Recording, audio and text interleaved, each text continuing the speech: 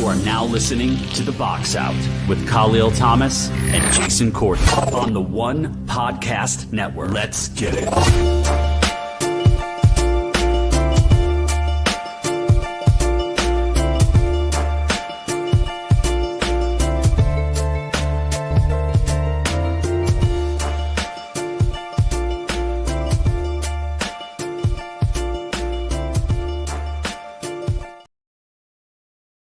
From NJ to BK and the world, is The Box Out here on the One Podcast Network. My name is Kahlil Thomas. Join me in just a few minutes with Jason Courtney from Brooklyn, New York, on a rainy, cloudy day in the northeast section of the United States. Thank you so much for watching, whether it be live, whether it be the replay. Thanks so much for watching. And we got a lot to talk about. We have a championship game tonight in the men's NCAA tournament. It is the final game of the college basketball season. We have Houston, we got Florida. We'll talk about that a little bit later and preview that game when Jason gets on. But we have to talk about the game that happened yesterday. Now, I went to a Mets game with my family yesterday, Citi Field. So I did not see the game live. I recorded the game. I came home.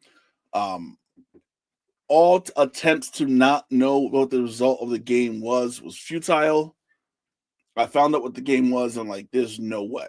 So I turned the game on, watched it, and to say that UConn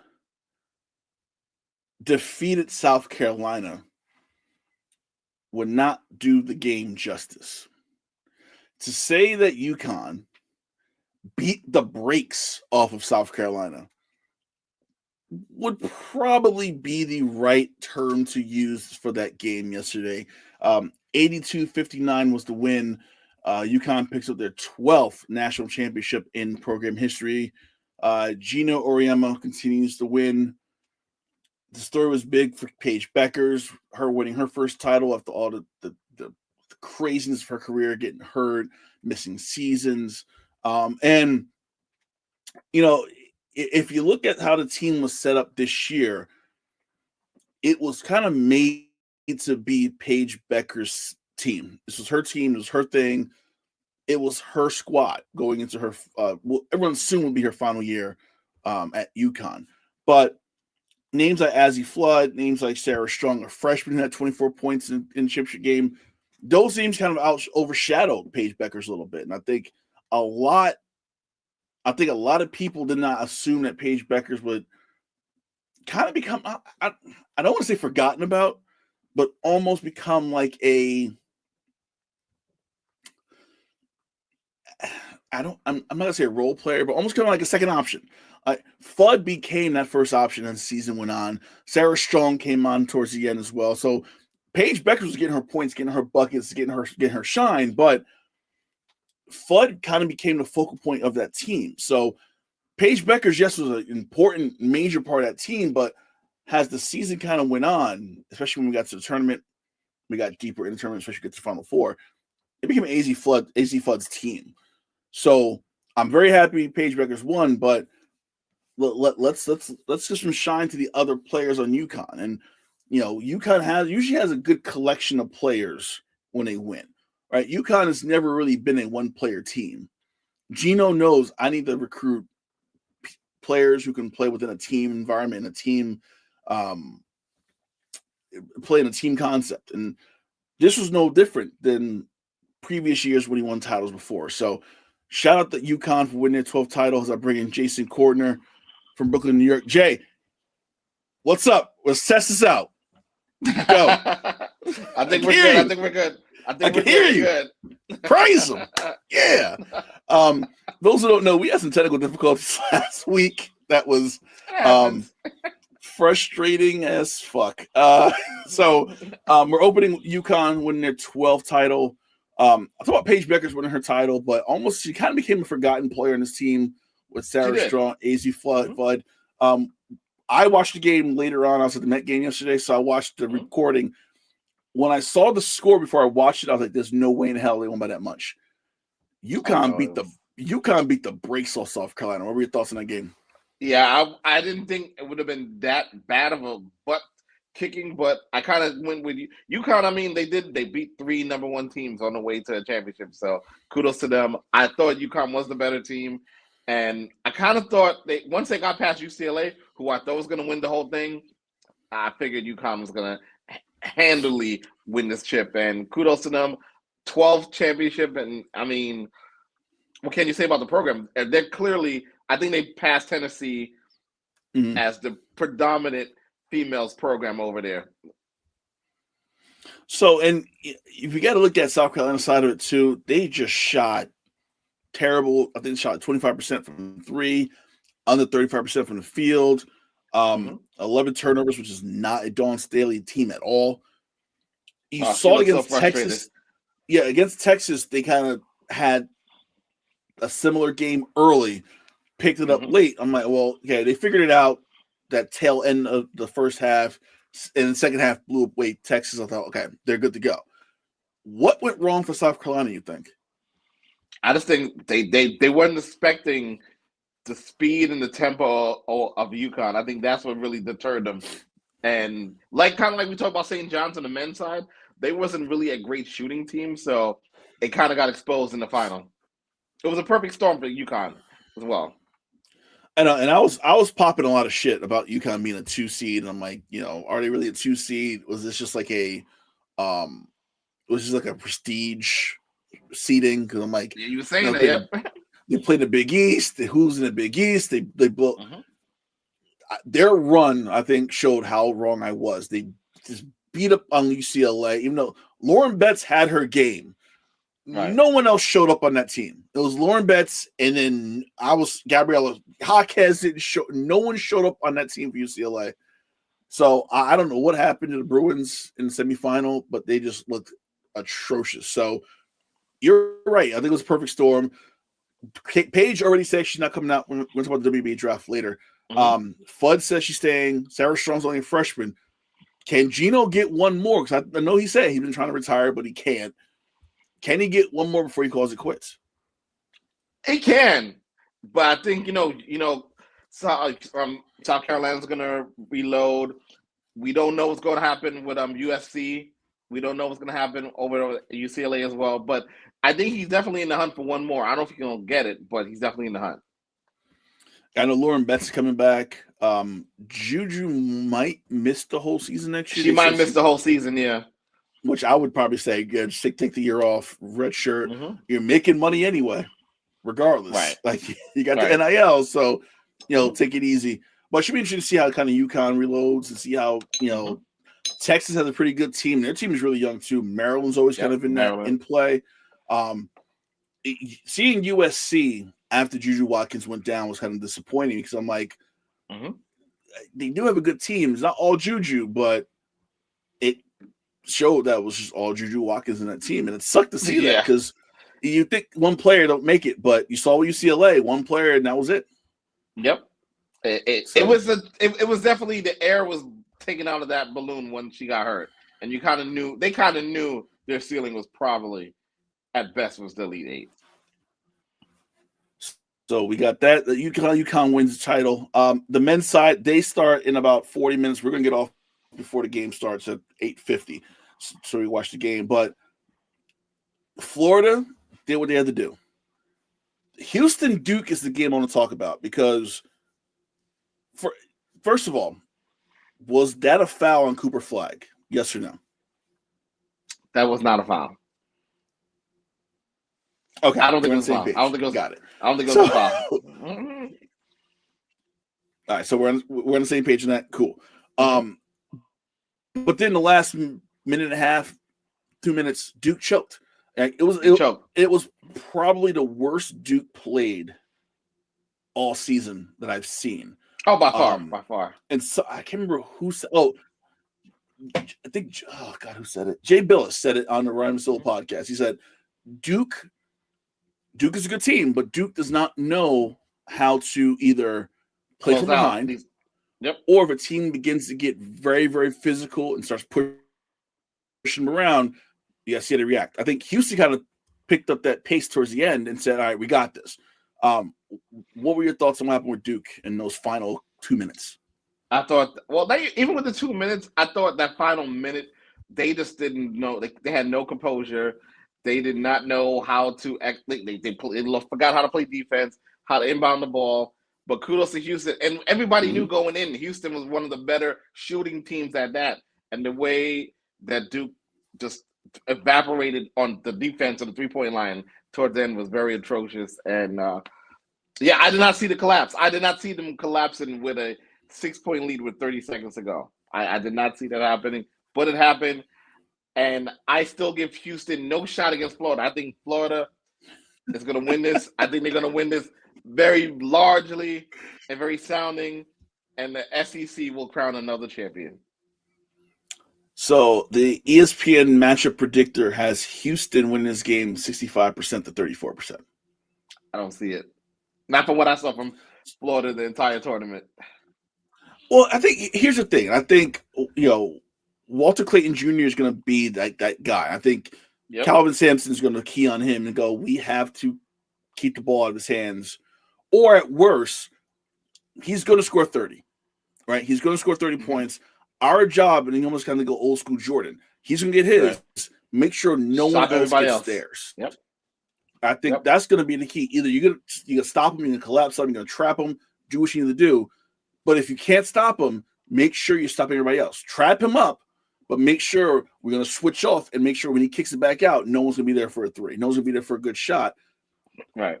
That's the only way Houston beats Florida, in addition to just bodying Florida, which that's all Houston do. Houston's that team. Houston's like that old Big East team that we grew up watching. We'll just knock you down and step over you. So I think those two things really have to happen tonight for Houston to win. I agree, but what I like about Florida is they're not unlike Duke, they're a very physical team as well. So we'll see how it happens.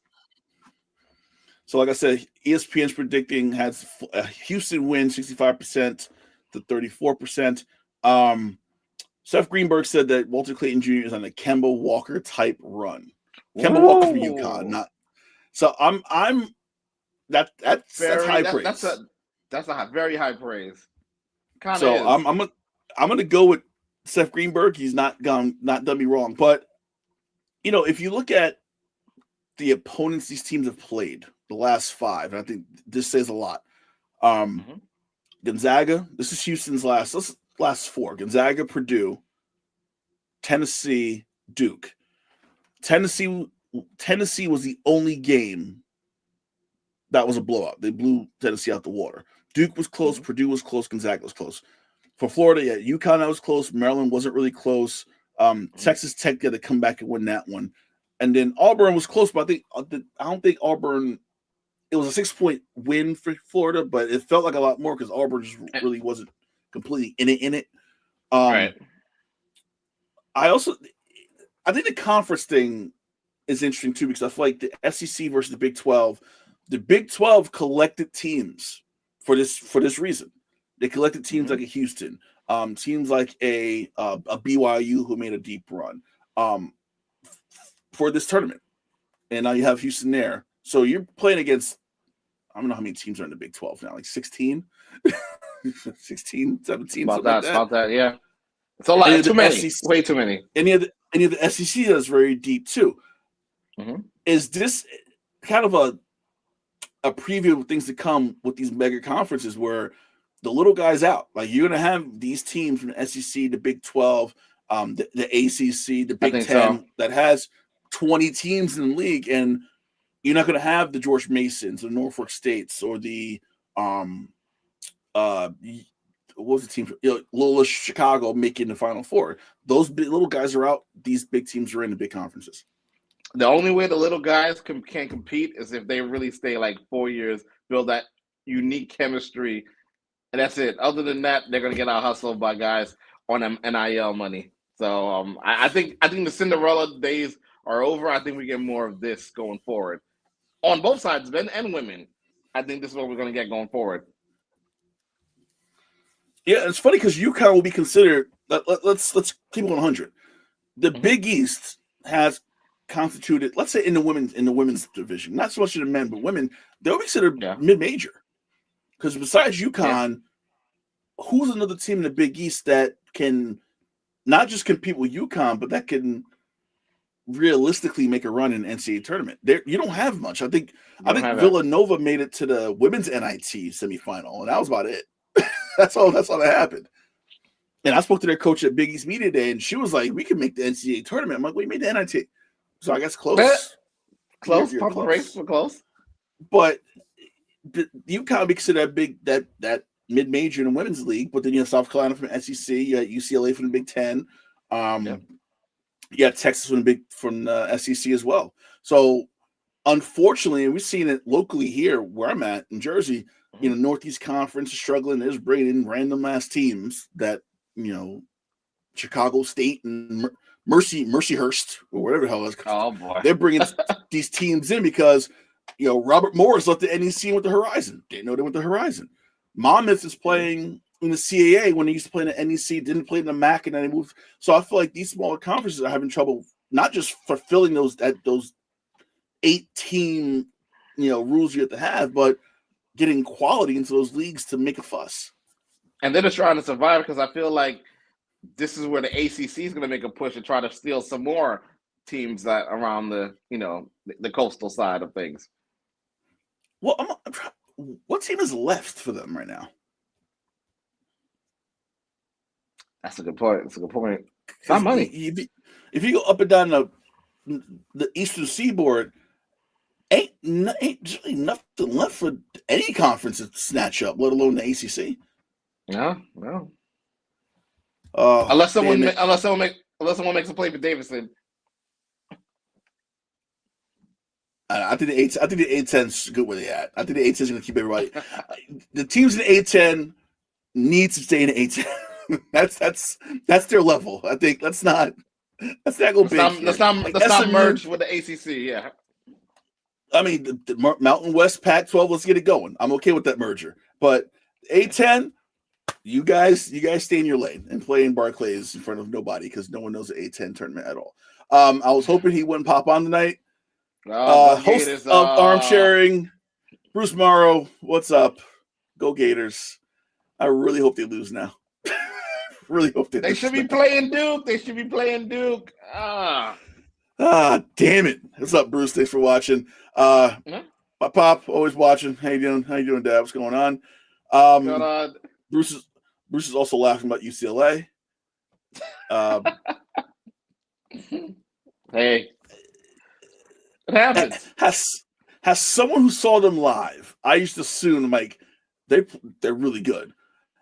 They just caught them on a bad day. Like that whole team just shot like shit. It was insane. Hey. So it happens. It happens. It happens. It happens. Actually, let's. I was going to NBA, but let's stay with women's basketball for a second too, because I want to talk about the WNBA draft that's happening on Monday. At this point, number one pick is Paige Bueckers. I think Flau'jae Johnson hasn't declared, announced what she's doing yet. Mm-hmm. I think she has until. Is it Thursday or Friday? Sorry, players supposed to declare their draft status in 48 hours of the team's season's ended. So Johnson should have announced already. She hasn't. So I think if she comes out, I think this draft order definitely going to be fluid. But right now, Paige Bueckers is projected number 1 to the Dallas Wings. 2, Olivia Miles. If she comes out, no one knows she's coming out yet from Notre Dame. So if she goes 2, she goes Seattle. Kiki Efren from USC, who Bruce said in the chat is a beast. I agree. 6'3" power forward. She goes to the Mystics, where career's going to die, apparently. Shout out to Lena Deladon. She just retired, too. Didn't know that. Okay.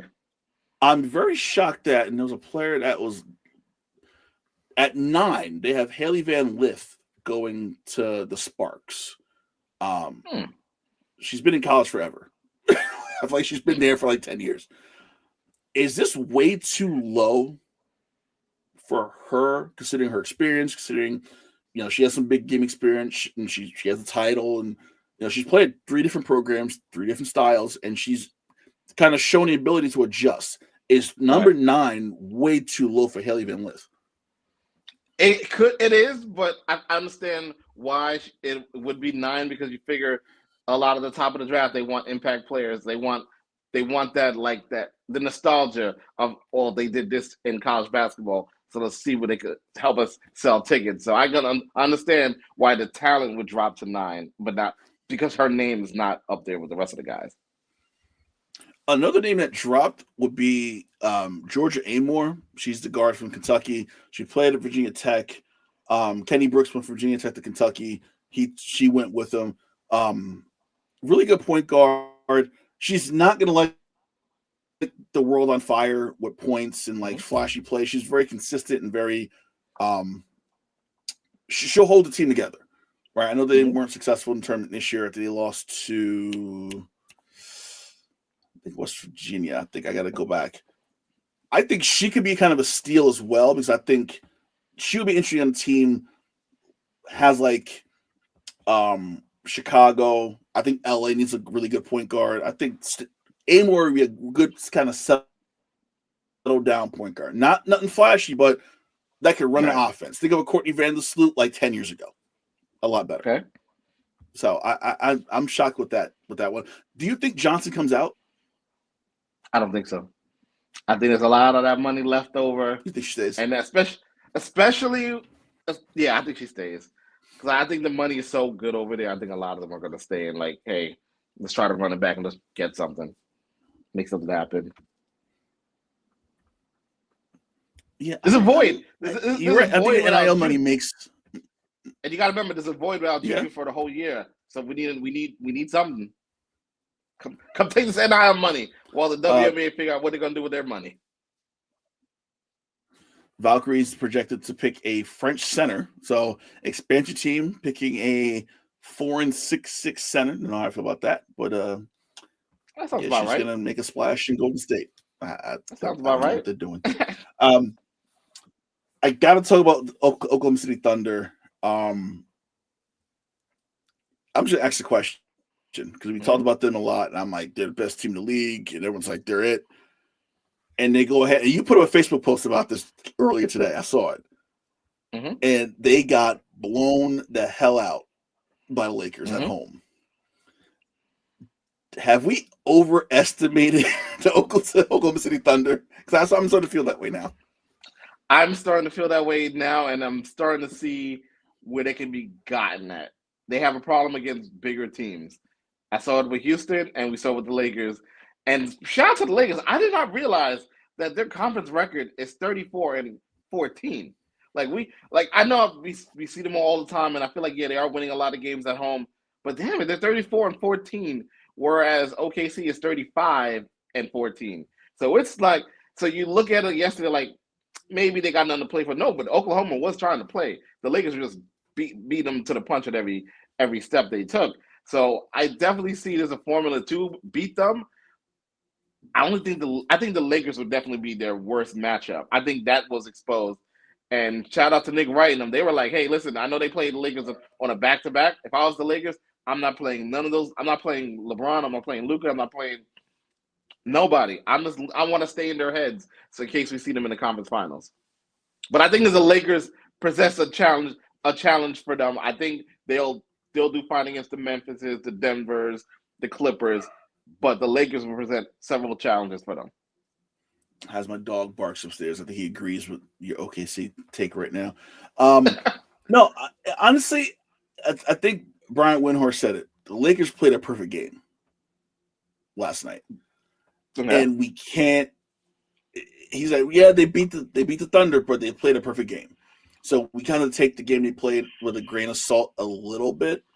It was a bad game all around. I think the team just shot terribly. I really have no. I was on the bandwagon hard, man. I was there. I was like, all right, OKC, this is what we're gonna do. NBA Finals. OKC has an analyst, OKC Boston has a fan.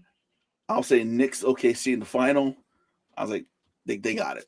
They got it. And now I'm like, I think I was wrong. Completely wrong. If you're the coach, how do you bounce back from this? Because this was a bad loss completely. I think you got to try to finish out the stretch, see if you get to 69 wins, and that's about it. But it was a bad loss. But take solace that you have the MVP, you have a stacked roster, and just try to see what you can do in the first round of playoffs. I just think I'm not saying they're the Atlanta Hawks because I think that's the Cavs, but this is very alarming, for the top of that West because for some reason, I don't trust them and I don't trust Houston. So that makes you go, well, hey, do we really think the Lakers and Golden State can really have these teams? I definitely think the Lakers can. I'm not sure about Golden State because Golden State doesn't have the size, but we'll see. We got Warriors people in the chat. Bruce and John thinking that Warriors going to win it all. I'm highly skeptical right now, right? Based on the last 7 days. So better Bruce question. Thinks that Chet needs to eat some food. He definitely needs to eat some food. Which number one seed Chet do you think is more?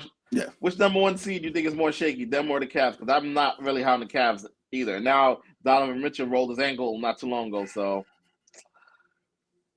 can we slide to the fourth side? You know what's funny? I was almost expecting him to get hurt. I was like, he hasn't missed any time really this year. I'm like, I was waiting for him to like I said, roll an ankle, mess his hand up, hit a finger. I was waiting for something to happen and it happened. I was like, oh shit, there you go. Honestly, I mean, it depends on the matchups because right now OKC would get the winner of Minnesota. That'd be a dogfight.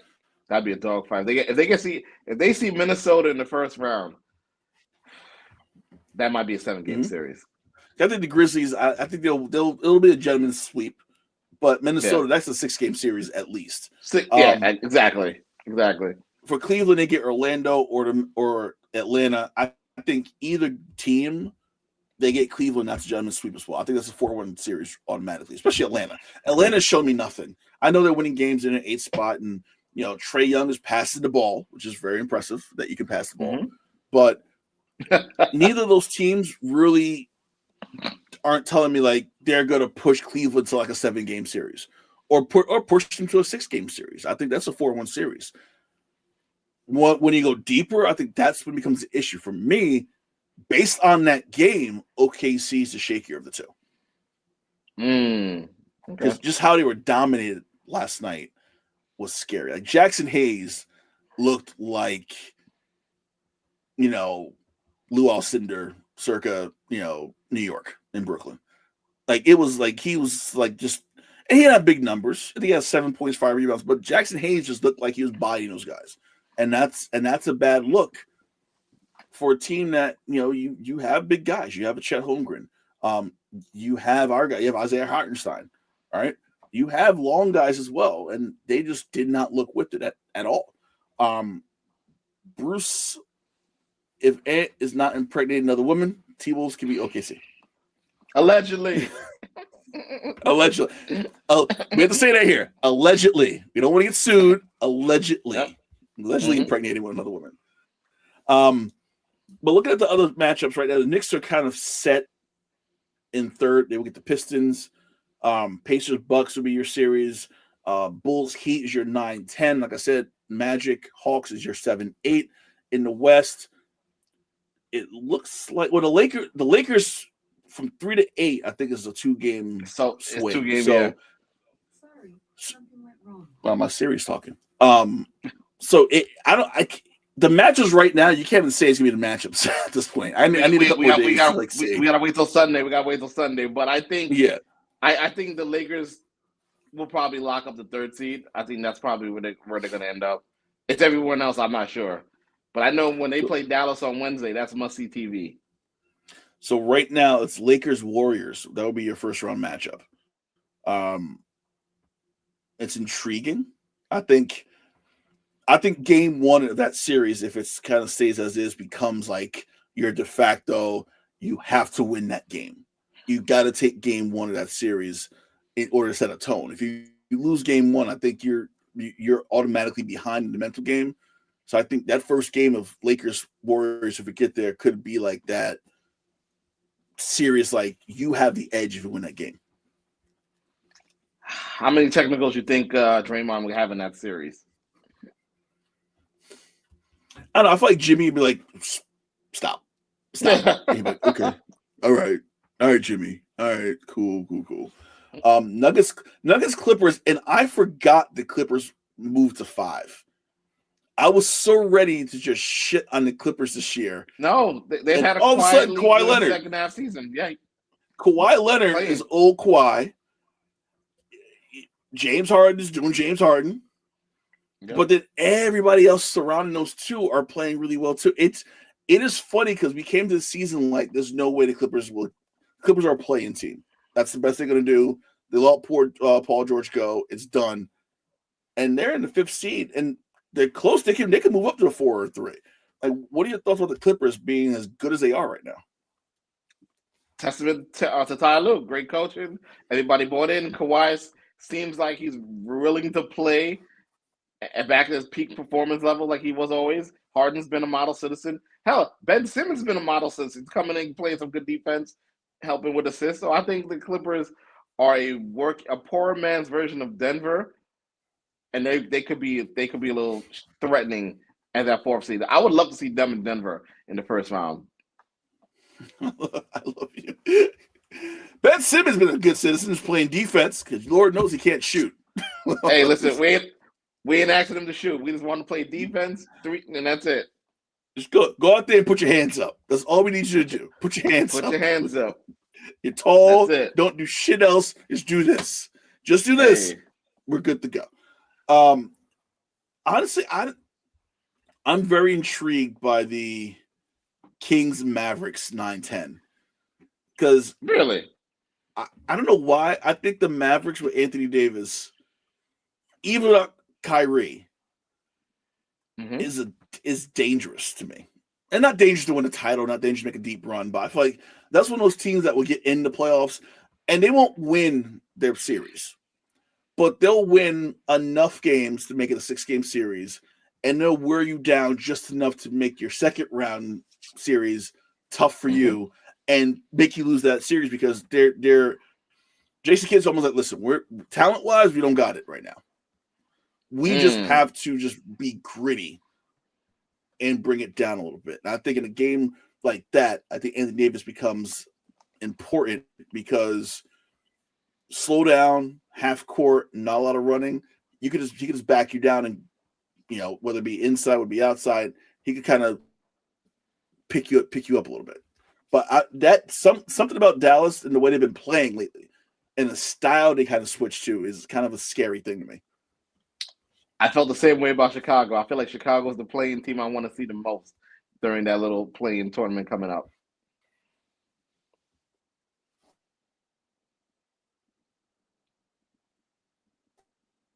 Shots like that's their thing now. Chicago's like, we're gonna be that weird team that has weird lineups with guys that no one knows, and we're just gonna play hard and like we're playing with house money. Essentially, they're like, we're playing house money and we don't give a shit. Here's our lineup. Here's the guy. Nikola Vucevic. That's about it. If we get slaughtered by the Cavs, we don't care. Mm-hmm. Yep. If they get slaughtered by the Cavs, they don't care. Yeah, but they play hard. I think that's the one thing I think Chicago wanted to kind of get rid of Levine and go, we got to start over. And now we're looking at all of you. If you want to stay here, leave it all on the court. And they're doing that. And it's a younger team, so it's very, very cool. At this point, who is the NBA MVP? Because I did not have an answer for that right now. You got to give it to Shea. I'm not giving it to Jokic. Shea has a better body of work. Okay. Are you not? I'm saying, are you not giving it? It's probably fatigue. To Jokic because he's won multiple times before, or just because Shea's it's probably fatigue as well. Yeah, I'm gonna. Yeah, I figured it was fatigue. And he's not a top 3 seed. So I can't give it to the guy in the 4th seed. Are we still on this? Like, it depends on how your team goes. Absolutely. I mean, you can't be a 4th. You can't be on the bubble of being 4 to 8 and say you're the MVP. I think that's fair. Like I don't know. He put up 61 points the other night. They lost, but it's like he's putting up some crazy numbers. So because I feel like, and we had this argument. I think the first year we did the show with the Westbrook MVP candidacy, and I'm like, is he the MVP based on triple double numbers, or is he the MVP because he's the best player in the league? And I feel like we're having that same conversation with Jokic right now. I feel like we're having that same. Is he the best player in the NBA right now, or is he just putting up ridiculous historic numbers for a center that we have to give him the MVP this year? I think that's where everyone's head is right now. I mean, you could be the best player in the league and still not be the MVP. We see it happen all the time. Yeah, yes, it happened all the time with Jordan. Jordan should have won like 800 MVPs. They're like, listen, we're gonna give it to Karl Malone this year. Karl Malone's the MVP, guys. Jordan's like, all right, whatever, man. I just beat him in the finals, whatever. Exactly.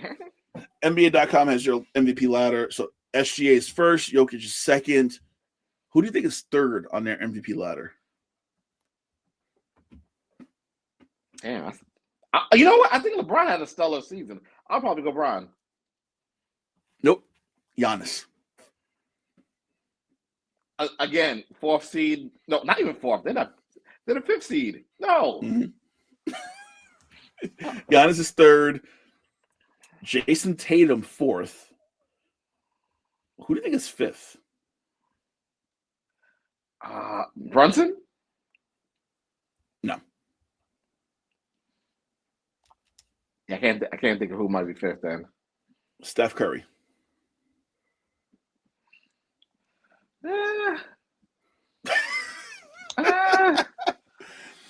Well, the rest of the list is weird. It's Donovan Mitchell, LeBron seventh on their ladder. Cade Cunningham. Seventh. Wow. Cade Cunningham's 8. Anthony Edwards 9. Sengun is 10. Jeez. And then you have Brunson, Harden, Mobley, Cat, and then Trae Young rounds out their top 15 MVP candidates. Blame Sean Powell for this bullshit list because I don't know how Sengun from the Rockets is 10th on an MVP ladder. I love Sengun. That's my dude. But I don't know how the hell he's 10th in the MVP vote for Sean Powell. I'm just putting it out there. Okay. Bruce is saying it's okay because Steph is going to win the Finals MVP. I don't know. I don't know. Putting his eggs in that basket. I see we doing that already. For the chat, just tell me why you see the Warriors like winning it all. I'm getting there. I'll say this real quick though. If Oklahoma loses early and don't make it to the conference finals, they really should think about cashing in some of their assets and maybe bring back Kevin Durant. They might need another grown up in that locker room. I'll put that out there. I can see that too. I think there's a lot of teams who need a grown up around. It's just like you need one vet. You see like a PJ Tucker just being in the locker room, just challenging guys. I don't know what PJ's been telling OG, but he needs to keep it up. Yeah, PJ's been in his ear like, yo, come on, dude, come on, and he's doing it. So good on him. Last thing I want to talk about before we leave early for the game, there was a very cool article on ESPN about what other teams could have offered to get Luka Doncic. So, and I read it and I'm like, we got to talk about this today. I want to talk about what the Knicks could have offered first. Obviously, it says it has a Knicks show. Hold on, let me get down. It's going very, very slow. We would have broken up. We would have broke up to the Nova Knicks for him. Oh yeah. What do you think they would have had to give up to get Luka Doncic? Bridges, OG, and Mitch. They're saying Cat. No. Well, wait. And Cat and a 2025 top 10 protected first round pick. That would have got the deal done. That's what they think. Now, obviously, it's just opinion. ESPN.com believes they could have given up Cat and a 2025 top 10 protected first round pick for Luka. Now they're saying you remove Towns and you could have did Mikal Bridges and or Josh Hart with the pick. That sounds like there's no way if you're GM you take this deal. No, you don't take that deal. But that does sound. Hey, listen, the Nova Knicks with Luka Magic. Ooh, that'd have been something to see. Look at Luka. I mean, they wouldn't play. They wouldn't play no defense because we have no center or power forward. But hey, offensively, they'd be unstoppable. We got Mitch. We just got Mitch back though. He just came back. So he's really a non-factor. He's really a non-factor right now. So he's got just the body. For now, he's gonna. The other trade that was very interesting to me was Miami. So to get Luka, ESPN.com is saying Miami would have to give up Bam Adebayo, Haywood Highsmith, Jaime Jaquez, and 2 unprotected first-round draft picks in 2029 and 2031. Would you make this deal if you're Pat Riley for Luka Doncic? I think Pat Riley would not only would he made the deal, he would have definitely got Miami Vice to be rebranded, redone up, do-over between Luka and Tyler Hero. It'd have been Crockett and Tubbs 2.0. I would have been all here for it. I could see the commercial. I could see the season ticket commercial with them in the car, like Miami Vice, with Phil Collins playing before they went to that shootout. Absolutely. That would have been the Miami Heat season ticket commercial right there. Crockett and Tubbs in the heat in the air tonight, just playing like, oh, they're awesome. They can do that now with Tyler Hero. And, I'm gonna email the Heat. That's a badass season ticket commercial waiting to happen. Cleveland could have given up Darius Garland, Jared Allen, and a 2031 unprotected first-round pick. Houston could have gave up Dylan Brooks, Reed Shepard, Jabari Smith Jr., and 2 first-round picks in 2025 and 2027. The article is interesting. I just felt like the value they put on Luka was very light. Like, to give up Cat and a pick, it's like, that's it? Or to give up Adebayo and Jaquez and Haysmith, who isn't great. Isn't great, right. With 2 picks that would probably end up being nothing, because if you have Luka, your picks would be worthless because whatever. I'm not sure about this article, but the Nick one is interesting to me because I'm like, what if they would have gave up Cat or let's say Mikal Bridges and the pick for Luka, and how would that change the whole dynamic of that team? It would have been different, but I don't know, man. I think Luka would have been really stars. I think landing in LA kind of helped lessen the blow, but Luka, remember at the beginning, he was distraught about leaving Dallas. So that you also got to factor that into wherever destination he would have went to. LA was kind of a good softening the blow. He was with LeBron and the Lakers, big brand. So I don't know how I think in Miami he would have went on Coke Bender. He definitely would have went on a Coke Bender. New York, I'm not saying he would have been hanging out in Brooklyn with the Russians, but he would have been hanging out in Brooklyn with the Russians. And I think going to LA was probably. Are we ever going to find out the truth to like why they really traded him? Or we got to wait 10 years, 30 for 30, after he has like 3 championships with the Lakers. That's what's going to be. It's going to be a 30 for 30, where it's going to be like some lower level Maverick employee who just happened to be in the room, overhearing everybody just talking and Nico talking shit and blah, blah, blah, blah, blah, and it's going to explode. Or it's going to be towards the end of Luka's career, dealing with 30 for 30 and actually talk to Luka and talk to teammates. Luka, yep. They might get Nico Harrison, or you might get an assistant GM who was burnt by Nico, because Nico's going to blow up at some point and all hell's going to break loose and, stories going to be told. I think that's going to be endgame. I think Nico Harrison's going to be fired and blamed for all of this in like 2 years. Oh, for sure. I can see that happening. But does he get a ring if the Lakers win championship? Does he get a ring? Do they mail him a ring?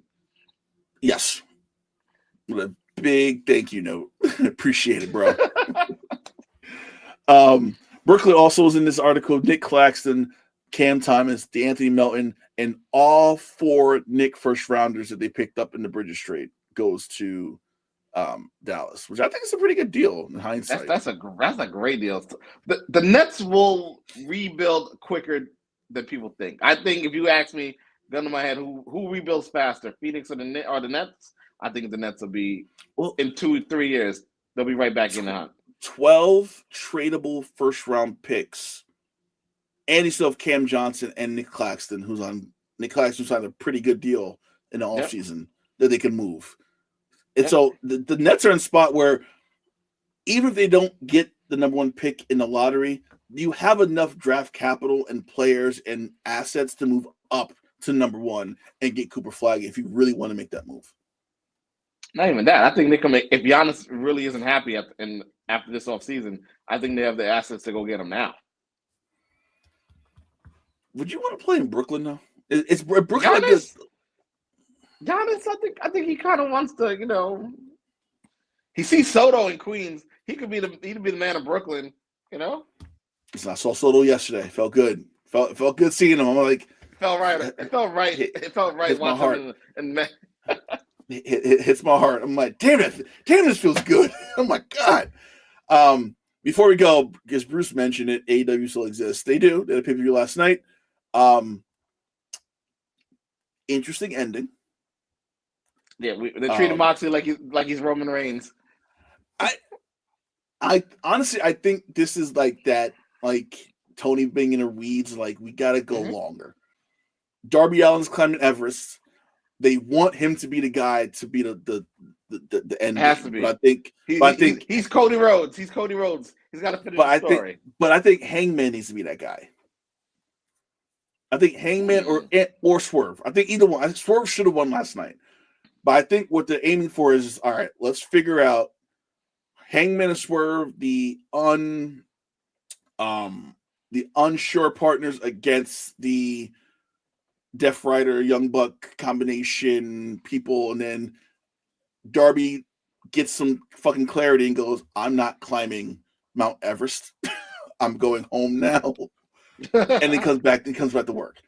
But I get what they're trying to do and kind of stretch it out and make it longer and add layers to it.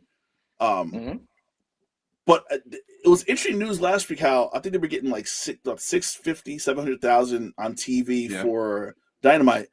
But then HBO, Warner Brothers, released it. They're getting like 500,000 on Max. So they're actually drawing over 1 million people on TV. They're getting better. They're getting better. It's good. And people say Max is better because it's better quality. The picture's better, which I agree because I switched back and forth. I haven't switched yet. I'm going to try that. Okay. Yeah.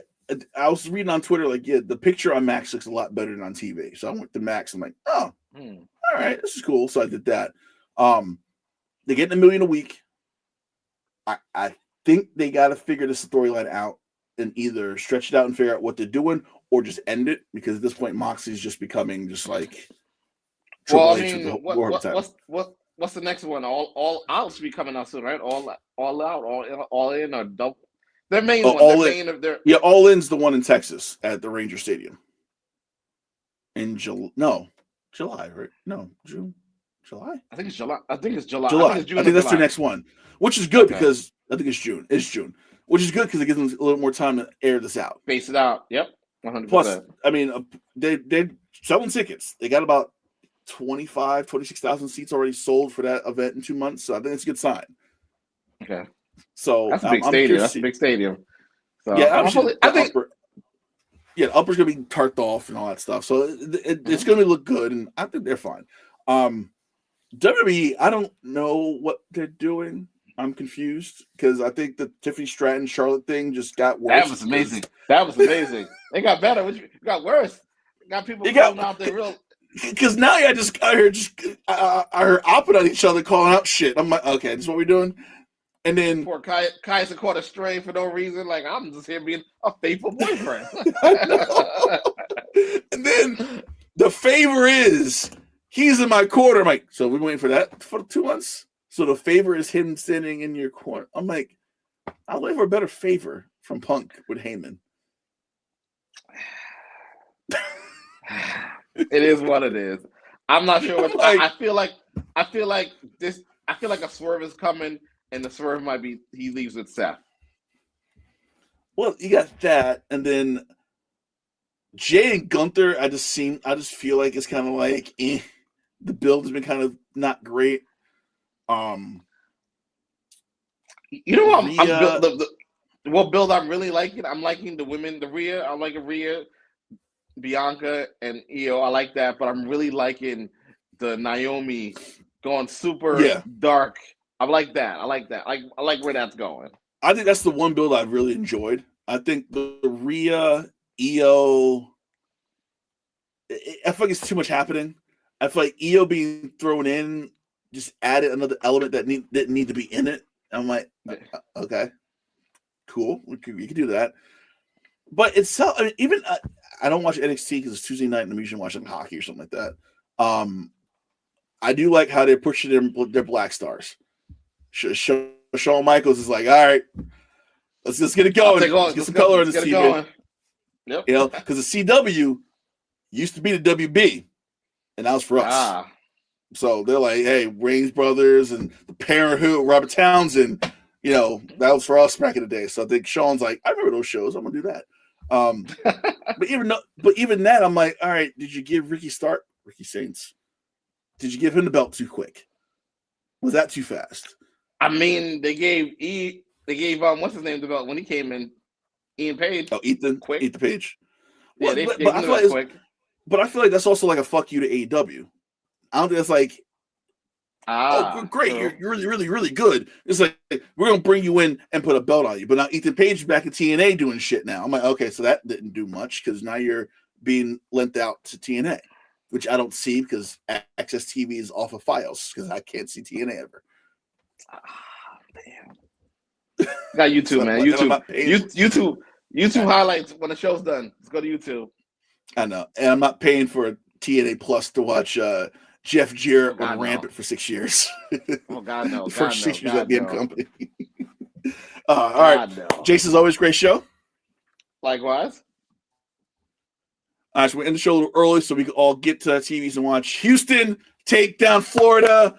Don't care. Let's go, Cougs. Fly Slamma Jamma gets their ring tonight. Hakeem is in the building. Let's go. Let's get Clyde. Let's get all of them. Hopefully Hakeem gets to the floor. That was crazy when they did the dream the other night. I know. Him and Ewing. Really how are these guys? How are our centers getting treated like this? Different generation. They don't know better. I guess. They don't know better. Especially San Antonio. They don't like Houston, so they're just like, nah, we don't like you. True. Forgot about that. You're right. That rivalry happening. The University of Houston and the Rockets, San Antonio got issues with them completely, so I can see that. Our next show, we'll be back on Thursday of next week. Maybe back Thursday this week. We don't know yet. We'll talk off air. Yep. Figure out what our next show is. Bruce will be back this week sometime. I don't know. Bruce missed last week's show. He's traveling. I'm actually going to a concert on this Wednesday, so I can't be around for the show. So we'll be back both shows sometime this week or next week. So we'll keep you posted. Check the YouTube channel. We'll put a little message in and let you know when our shows are. For Jason Corden, I'm Kahlil Thomas. Enjoy the national championship game. We'll see you soon. Peace.